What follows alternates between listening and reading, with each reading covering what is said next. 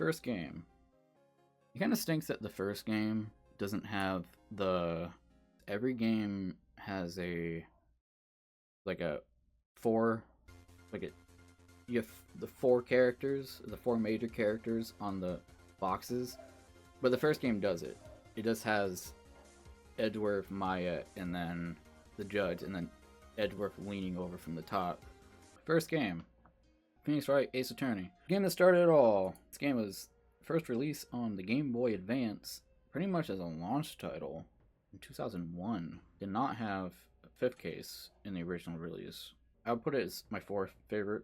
There's nothing bad about it, really. It's hard to really say anything bad about it in the first place because it's the first game, and it feels very pure, if that makes sense. I guess the first 3 games do. Well, you know what, specifically this game and Apollo Justice has kind of like a very... They're probably the most lighthearted of the series. But there's not a whole lot to even really say specifically about this game. Not compared to the later games. I have a lot to say about some of these. Dang, okay. Well, we're immediately gonna get... Again, I might change this as I go. The second game. Justice for All. There. Maybe 7. I've already talked about the problems I have with this game. It's one of the shortest in the entire series. I guess technically the first game would be the shortest if it didn't have the 5th case, but it's short. I think the only good case in this entire game is the last case. With that being said, the last case is great, in my opinion. Top 5, maybe top 3. Not probably my favorite, but I would say probably top 3 if I had to really get nitty gritty with it. We're introduced to Cyclops, which whatever. We meet Pearl Fay, which is also good, but Pearl Fay's like, this isn't her only game, so again, I discussed about how Von Karma got kind of... it wasn't enough good cases to really show off Francisca. In the case where she really can show off, because when we first meet her is case 2-2. Same thing with Edgeworth. We met Edgeworth case 1-2. And that case pretty much didn't describe them at all. It was just, they're the thing. And we didn't learn until later on the background more of the character. Just from, it's more like a hearsay when we were first introduced to him. Same applies to Edgeworth. The only issue is that unlike Edgeworth's case in 1-4, which really helped flesh out the character, Francisca does not get that. Because in case 2-4, it's... yeah. And Francisca's not even in it. For half of it, because she gets... spoiler alert, she gets shot in it. So... and then Edgeworth takes over. The MVP once again. So that's... yeah. That's why I have it at 6, because the things I've listed, it is by far the weakest of the trilogy, the original trilogy. I don't... one of the things that people really dislike about it is the Big Top case, and I don't mind the Big Top case. It's just in general, I think all the cases are very bland and not super great. I don't think any case in this entire series is bad, but the last case is the only one that held my interest. Honestly, if I don't really have time to still watch people let's play this game, or any of these games, but this is one of the few games, aside from, well, at least in the original trilogy, this is one of the few games that has cases I'll just full on to skip. I actually won't skip Big Top, because I do kind of want to see people's reactions, because, again, people violently hate Big Top Circus, or Big Top Turnabout. And I do think it has one of the dumbest methods of killing. It's so convoluted. I think the case itself is pretty good. I like Max Galactica. He's a really fun character. I liked him. He reminds me of Maximilian Pegasus from Yu-Gi-Oh! So that also helps. But yeah. That's where I have that. He probably has one of the worst first cases as well. That first case is really bad. The one with Maggie Bird. It's so forgettable. Here's the thing, a lot of people are like, they hate clowns. Like, they despise clowns. So, that could also be part of it. I have heard people say that they hate the case because of the clown. Which, I get it, he's annoying. He's a very annoying witness. and I feel like he kind of the point he's supposed to be annoying. That's the point of the character, but he's also kind of serious, and there is a level of sympathy. He is kind of sympathetic, like he has kind of mo, like a good mo for just how he is and all that. But yeah, again, I still think there's a level of entertainment to him. It's also great because Francisca, while I don't think it's a good case that shows Francisca off like her story as a character, the fact that she's the prosecutor really adds to it. Because for example, let's say the prosecutor was Godot. Well, it wouldn't have worked. So in that case, it does work. Clown is very annoying, but since the prosecutor is the complete opposite, it works out. But yeah, that's what I have to say about the second game. Trials and Tribulations. Game's not perfect, but see, so many people would easily just be like, oh, this is the best game in the series. I have issues with it, and I have stated the issues. The Stolen Turnabout with Ron Delight, that one kind of sucked. Recipe for Turnabout is basically a filler case. It has no overarching reasoning for the plot of the game. Like it quite a bit, though. Don't get me wrong. But again, this is a game that has cases that are kind of not pointless, but they serve no point in the story. And there's literally there's only one game that 100% from beginning to end is all story. It all connects. There's another one that comes close, and I guess there's actually 3 that kind of comes close. But anyways, like I do not mind pointless cases, but I feel like a game really has to have a good mixture. It either has to have a good mixture, or it has to have great solid beginning to end, all story-driven cases. And here's the thing with Investigations. Investigations had to be story-driven, because Investigations was not like the other games. It wasn't, you didn't do trials and all that. Well, sorta. You did like the chess land thing and all that. It was way more story-driven than any of the other, for the most part, any of the other games. But we'll get to that when we get to it. That being said, even though I did just say that the Stolen Turnabout, which I feel like a lot of people forget about, I feel like people only remember the flashback cases, and they remember the last case. At least people that, let's say they've only played the trilogy, and they've only played it once, you tell them, oh, what's your favorite game? They'll probably say this one, and they'll be like, okay, can you describe what happens in the game? They'll probably only mention those parts. They probably will not mention Stolen Turnabout or Recipe for Turnabout at all, because they're not integral to the game, and they're one after another as well. It's not like there's a pointless case, kind of pointless key case, pointless key case, which that's generally how the games kind of work. This one has an important flashback case, pointless case. I say pointless, that sounds very negative, but a non-key case, if that makes sense.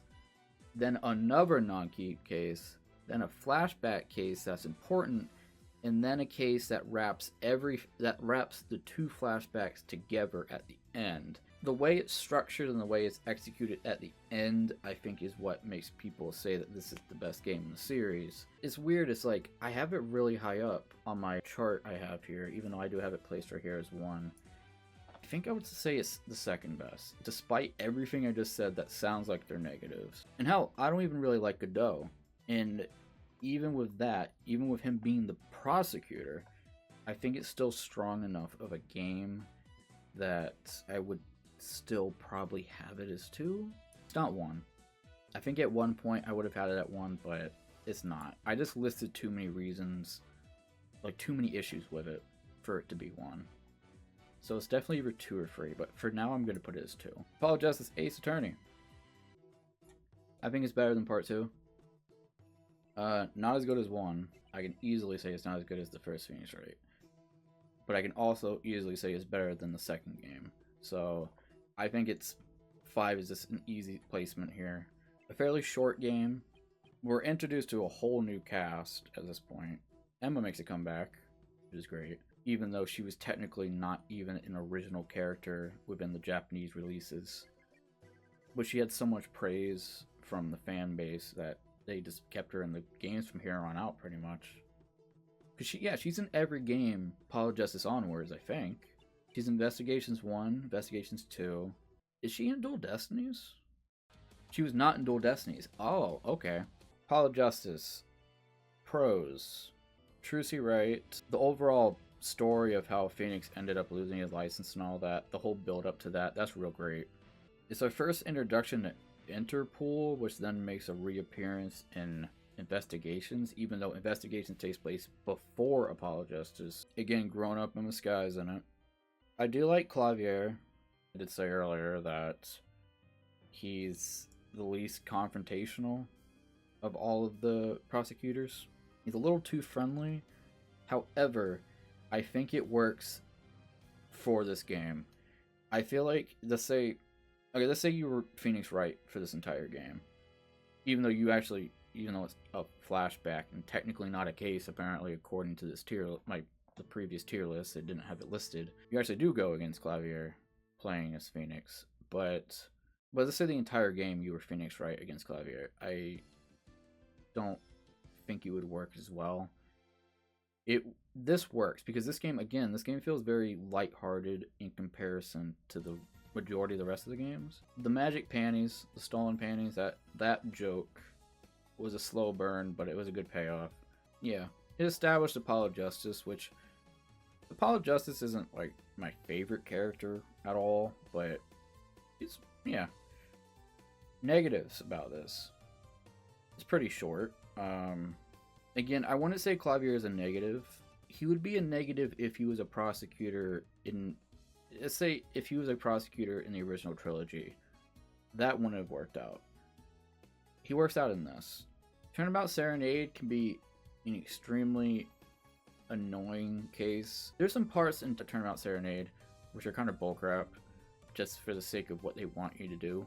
And I've noticed whenever people play it as well, they have this issue. There's a lot of getting lost in this game, which I know it sounds kind of impossible to get lost in a visual novel-esque game. There's a lot of getting lost in this game. The bracelet thing to basically see people's tells when they're lying. On the DS, it sucked. Apparently it's better on the PS port. They fixed it and they made it less annoying. That sucked. It took a long time. If you weren't looking in the right spot, you had to do the conversation all over again. You have to look at the other spot. If that spot wasn't right, you have to pick another spot, do it all over again. That's definitely the worst part of this game. Next game, Investigations Part 1. On my side list, I actually have this as the bottom. As I said, even like at 8th place, that doesn't mean it's a bad game. None of these are bad. But I think for what it is, it was, like I said earlier, it was like the prototype for Edgeworth Part 2, which fixed upon Part 1 in every way possible. It has the worst ending case because it just drags on for too long. All of the cases I feel like in the first game drag on for too long. I think just for what it is, and again, it's different than the other ones because it's not case based. It's a different play style. Just for what it is, it's definitely a game that I would probably skip. Like, let's say that I know someone's playing it or whatever, they play and I'm playing it. For one, the issue is that I feel like a lot of people played this game, didn't like it, and then never gave 2 a chance. Also, the fact that 2 never got an official translation until 2 months from now when we're actually getting one. So you had to basically download the fan translation of it. But I feel like a lot of people started off on the first game and kind of probably got discouraged and found Investigations 1 not to be enjoyable, so they never played the second game. So I just think, with all that being said, it's probably the bottom of the games. Kay Faraday's great, Edgeworth is great in the game, but everything else is kind of meh. With that being said, time for the complete opposite, in my opinion. After having kind of talked about it and going through all the cases earlier, I think Investigations 2 is the best in the series. Again, completely different game style, so you can kind of take it as is whether or not you would include either of these investigations even within the list because of the fact that they're completely different games. For what it is, and as being within the universe of Phoenix Wright, I think it's definitely the best game. An amazing story, has no fluff. Everything that happens in the game, all the investigations are integral to the story. The flashback with when you semi-play as his dad, and then you go in the future and you play as Edgeworth in the same case, but later on, but a reopened case, basically. Not actually integral to the plot of the story, but it's integral to the plot of the series, I guess, sorta. Because hell, it's the case that you get to play as Edgeworth's dad. Character that the only thing that we ever knew about him was from Case 1-4. And it's still made into a case that takes place in modern day, which Edgeworth ends up solving, which is great. Justine Court, that's her name, right? Well, the fan translation. Justine Court, she's great. Her MO is great. Her story and her connection with this John Marsh character is also really good. Blaze the Best and his son Sebastian the Best, which apparently his name is not actually Sebastian the Best, it's Eustace Winter, which is weird. Really good kind of just moments with Edgeworth and Kay, especially with the fourth case, I believe. What's her name? The girl from Big Top Turnabout's in it as well. Her new friend's also in it, which he plays a major role. Oh, Edgeworth, spoiler alerts, Edgeworth basically loses his prosecutor ability, temporarily becomes a defense attorney. That would have been very interesting if they kept that. Like, imagine if they just canonically, Edgeworth just remained a defense attorney. Again, when I played this, Dual Destiny was already out. This game also came out, I think, right when Dual Destinies was announced, so more hype was towards that, of course. And the fact that the first Investigations game didn't do well, it didn't sell well. Yeah. But I mean, it still carries over. Everything that happens in this is technically canon because, spoiler alert, Edgeworth is the chief prosecutor in Dual Destinies and onwards.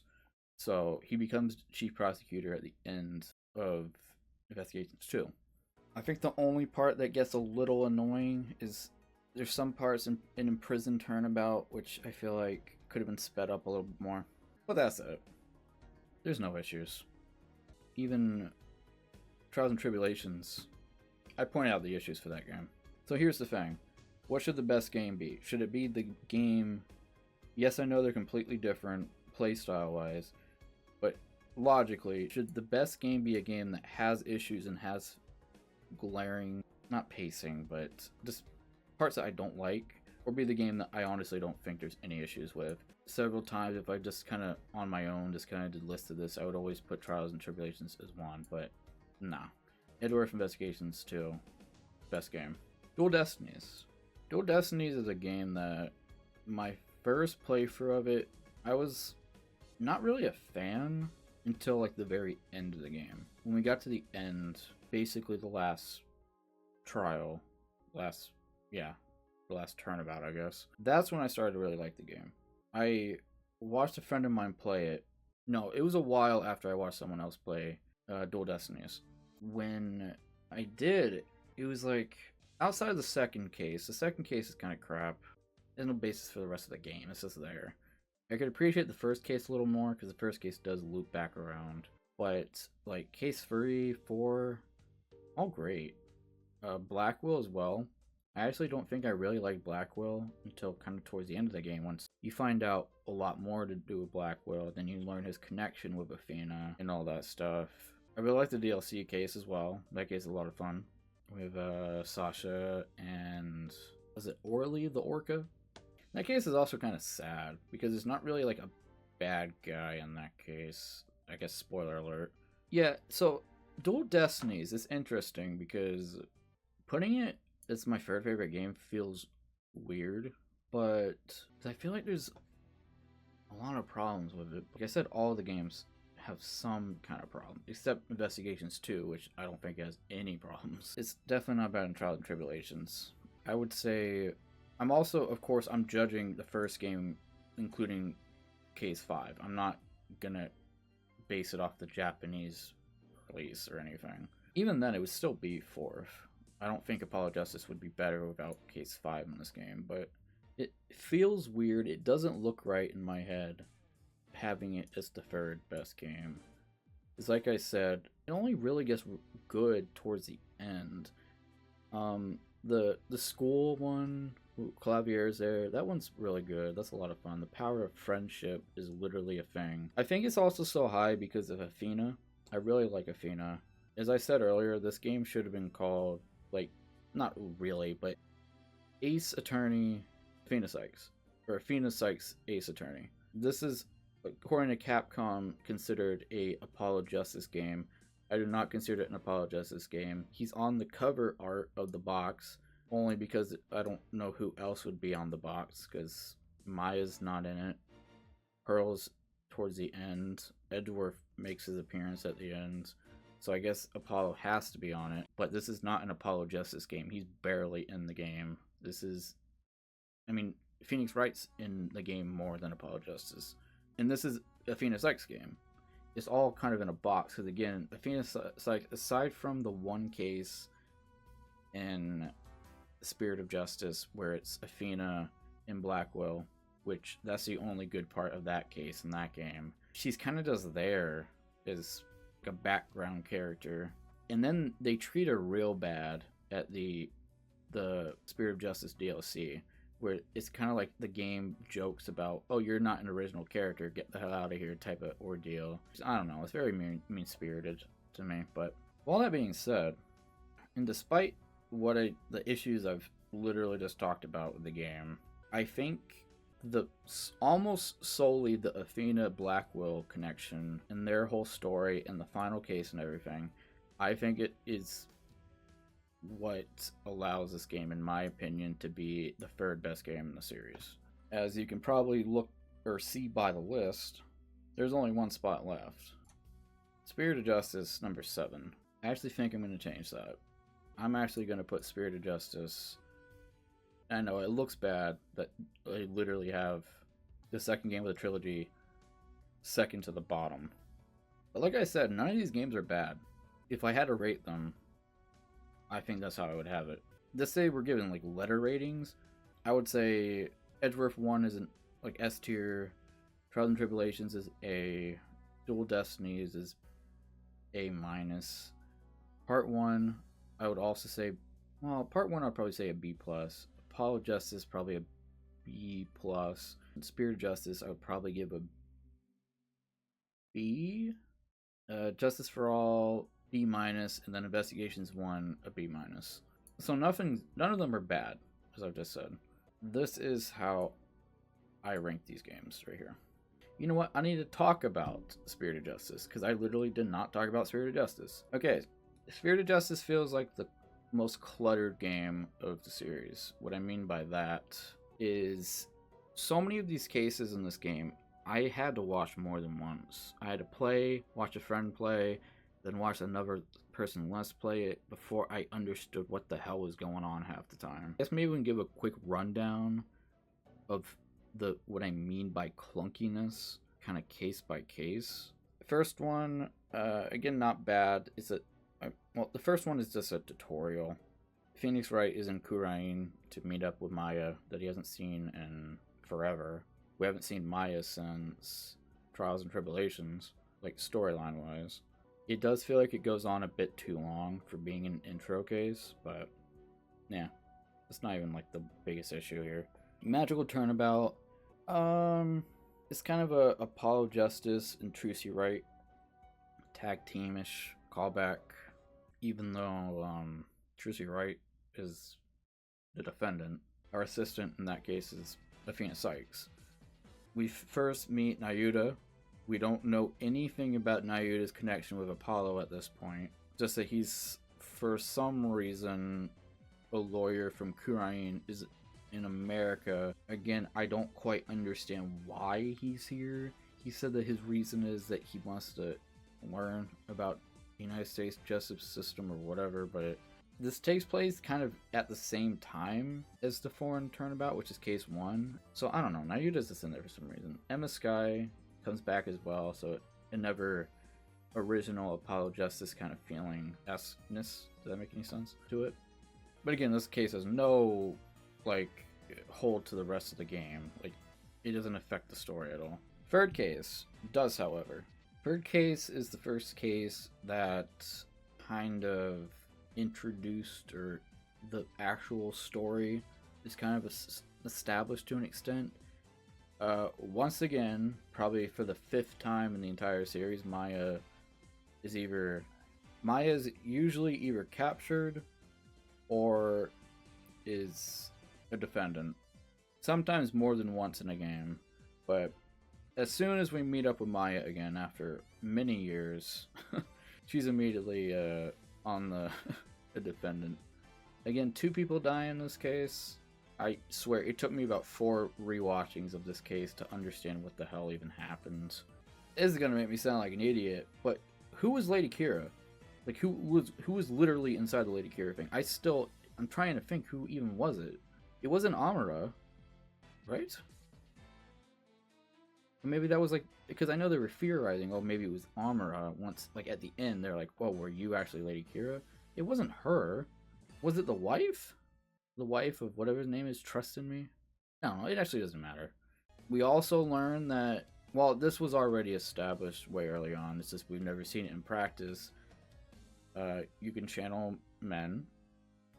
That was a very interesting sight to see. But yeah, the case was kind of important. It established the rest of the story, more or less. Turnabout Storyteller, a case that, again, doesn't have any integral part to this game. For some reason, Nayuta is once again back in the US. I'm not sure if it's because the timeline's different or what. For some reason, he's back. Athena and Blackwell are the best part. Much more to say about that. And then there's 2 cases. I don't care what this wiki page has to say. There is apparently Turnabout Revolution, and then there's Turnabout Revolution Criminal Trial, which is the one that takes place in Kurain. But these are 2 completely different cases. So I'm going to talk about it that way. The first one was okay. It was the whole case about the Founder's Orb and who owned the Founder's Orb. It was a civil trial, which was interesting, but, you know, it kind of wore out his purpose pretty quickly. The case also did feel like it went on a bit too long. Whatever her name is, the one that is going by the name Sarge, she's in the drone. That's a really tragic freaking character, having her mom and dad die. Holy crap. Oh yeah, then you have kind of the adventure time with Dirk, which is Nayuta's dad and Apollo's adopted dad, because, spoiler alert, not really spoiler alert, it's just retconned info. Apollo's dad was a musician. He was on tour or whatever to Kurain. I'm a little confused. I'm assuming his mom was also with him. His mom was with him or something. But anyways, his dad died in a fire. Same goes for the mom of the girl in the Founder's Orb case. So there's a bunch of serial arsons, because also Amara, the previous queen of Kurain, supposedly died in a fire. So it kind of set up that it was like some serial arsonist, or that it was this arsonist for hire that had some connection with everyone in the game. Well, turns out there wasn't.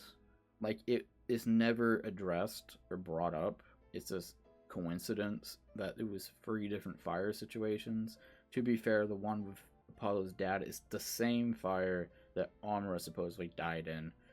But it's just weird that they brought up a fire with the girl's mom having died in, and they both addressed it as like it was an arsonist burning, even though the one with Apollo was supposedly Dirk did it. I don't know. But anyways, there's Dirk. Dirk's great character, probably the best character in, well, the best best introduced character in Spirit of Justice. Rafe is also very good. Yeah. Final case. I've heard a lot of people say that the final case of Spirited Justice, aside from Trials and Tribulation, they'll also say this is probably their favorite case. I do think it's really good, but it has so many problems. There's so many plot points that are not addressed. There are some plot holes that I've definitely checked on my own to make sure if these were ever addressed, but they're not. There's a lot of stuff that's just left to interpretation, and there's some confusion because the whole thing with the orb, the spirit orb, is that if you have the orb, you gain power. However, it's established because the dad, what's his name, Ingra? Supposedly, the dad was trying to take control.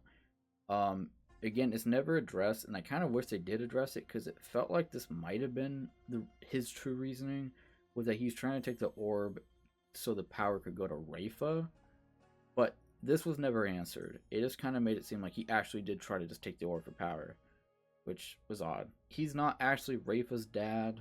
Dirk is. Spoiler alert, Amra's not dead. She's actually Rafa's assistant the whole game. The thing is, it's a very long case. It's a very long part of the story.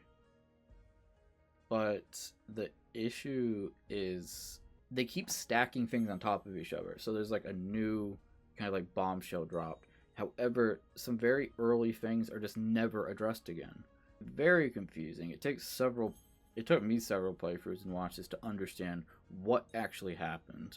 So when Dirk first showed up to the law office, he was already dead. He was being channeled by Maya. The whole thing goes on with Apollo. They go and find the orb and all that, get out. The case happens where they get the Founder's orb back, and they go back to Kurain. Ingra is apparently not... It's weird. It's like... It's never really addressed, or it doesn't feel like it's addressed, the fact that Ingra doesn't seem to take it. Yes, I know he has face blindness, but he talked with Dirk on the phone, so it's weird that he just wasn't prepared, or he didn't have more guards when Dirk agreed to show up there and talk to him instead of Phoenix. So he goes in there or something, and then the whole switch happens where, because Amra kills Ingra, then brings his body. I don't know. It's a very confusing case, okay? Thing with Ingra and all that, it felt like he wanted to give it to Rafa, but again, this was never addressed at any point, aside from the fact that it's shown that he clearly cares for Rafa, even though it's not even his real daughter. But they address several times that only the women can become channelers. So even if he had the orb, I don't know. It was common knowledge that only the women can be channelers. So I don't quite know what the power is. And again, that's just never brought up again. The whole orb thing is just, it kind of gets swept under the rug. I interpret it that there was never any power. It was just it was an orb that has the face of, they just refer to her Holy Mother, but she actually had a name. But, because with the face, she can be channeled at that point. But that's never really addressed or brought up. There's several things. Apollo kind of pulls things out of his ass. That's another case. This is another case that is a long-winded case. And a lot of it is Apollo kind of just straight up solving stuff. You don't have to solve anything. Apollo comes up with things very quickly. Not quickly, but it's not really left up to the player to figure these things out. Apollo kind of just out of nowhere goes. So the thing with Dirk being actually dead the whole time, like, they didn't let the player build up to that. It kind of just, yeah, you could piece it together, but it's like out of nowhere, Apollo's like, oh, wait a minute, the other person that's dead, it must be. Like, it feels weird. I guess lastly, we could talk about Nayuta. Nayuta felt very not utilized well. I would kind of say, see, like, Godot and Clavier, even though Clavier actually made a reappearance in Dual Destinies, they're the prosecutor for that game, and then they're just never like brought up again. Francisco was kind of like that, but I think Francisco was popular enough of a character that they brought her back for a little bit in the third game, and then they brought her back in Investigations. because she was a very popular character, and her connection with Edgeworth as well. Nayuta, on the other hand, is another character that everything with his character had to be in the scope of the game. This worked for Rafa, worked fine for Rafa. Her character was, from beginning to end, explained and told well. Dirk as well. Lesser of characters, but Amara Garain also introduced, and their character felt completed at the end. Nayuta was always kind of there. He kind of slightly felt like a rehash of Black Wilt, in the sense that his character was there as kind of an overseer of another character, where Black Wilt was like the overseer of Athena. Nayuta was like the overseer of Rafa. Difference is that Athena was pretty much the main character of Dual Destinies. In fact, she is the main character of Dual Destinies, if I said several times. That is her game. Rafa, while a very important character, she's not at the same... She wasn't at the same level of character. However, there's also Apollo, with his connection with Nayuta. This was also all established in just this game.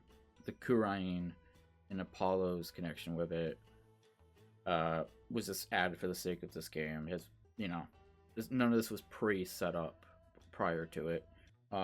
It's still a little confusing as to why exactly he was there with his dad, but his mom wasn't. But the accident with his mom took place after Trucy was born.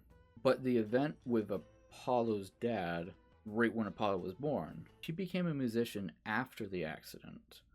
She was a magician prior. So that part, I don't know, it's still very confusing to me about that part. I don't know. But Nayuta, again, another character that he felt like Black Wilt to an extent. They both came across as fairly pompous, both Black Wilt and Nayuta, in a different way, like a different style. But it's weird. He didn't work out. Black Wilt worked out, but Nayuta didn't. I don't know. That's all I have to say about that. It's something about his character didn't work well. I think maybe, I don't know, I'm trying to think of ways that you could have made it work well, but it's not much, honestly. Because all of this story with Apollo and Dirk and Kurain was established in this game. If this was maybe a multi-game thing, I feel like it could have worked a little more. Most of these games don't do that. Like, most games don't carry over. This was a game that could have worked with that, or they could have removed one of the fillerish cases and made that one more of a plot-driven case. Because the whole story with Apollo and Nayuta and Dirk doesn't even occur until case 5. I think we learn about Apollo's connection with Nayuta in case 4. But before that, it's just like Apollo goes against Nayuta and he's like, Nayuta, I can't believe it's him. And it's like, it's not brought up until the end of the case, but I don't know. I feel like it should have been established way earlier, and they could have had more time. The thing is, could you have made his character, could you have made him more entertaining? I think for the sake of what his character is supposed to be, because he's supposed to be a Kurain's monk. Monks typically aren't the most exciting people in any type of fiction or non-fiction. So, I don't know. I don't think there's a whole lot you really could have done instead. Because, like I said, he already kind of felt like Black Wilt to an extent. Yeah, let's get the prosecutors on here. So, Edgeworth, let's put Von Karma. Yeah, prosecutor. We did a case with him. So, Cisco. I don't know, should I put the best as a prosecutor? Maybe? I don't know. She's not a prosecutor, she's a judge, but I'm not sure if I should put Ron on here. She's only in one case, but... Well, I mean, Von Karma's only in one case, so... Also, view these within the scope of this being like a 1 to 8 or whatever. Ignore the letter ranks. Ground's really good. Again, she's only in 1, but she's like the adversary. I'm almost tempted to put Gant on here. Gant's not even a prosecutor. Yes, I know Justine is not a prosecutor, she's a judge, but she kind of had the role ish of a prosecutor, I guess, or it felt like, because you were playing as Edgeworth in Investigations and Edgeworth prosecutor. So even though she's not one, Garine, even though she's only in one case, along with Manfred von Karma, I think, actually, yeah, I'll put Godot above Ayuda. No, and Blaze wasn't bad. Yeah, I don't even want to put Blaze, because it's like, Karma was in one, sorta, which did a flashback with him. In Investigations 2, Gran was only in one, but she was kind of integral for the game, so Justine is not a prosecutor, but she's the opposite of the protagonist's role, essentially. So, yeah, I guess I would have them stacked like that. If we want to be very specific, just take out anyone that's not like a core game prosecutor, or like a prosecutor that remains kind of from beginning to end of a game. I would probably have them like that. Edgeworth by a large margin, just for the sake of him as a character. Ignore the letters on the side. This has nothing, the letter ranks have nothing to do with anything here. I would put Blackwell, easy second, for his connection with Athena and all that. Clavier, you know what? I'm gonna put Francisco above Clavier, then Godot, and then Nayuda. Okay, well, that's that.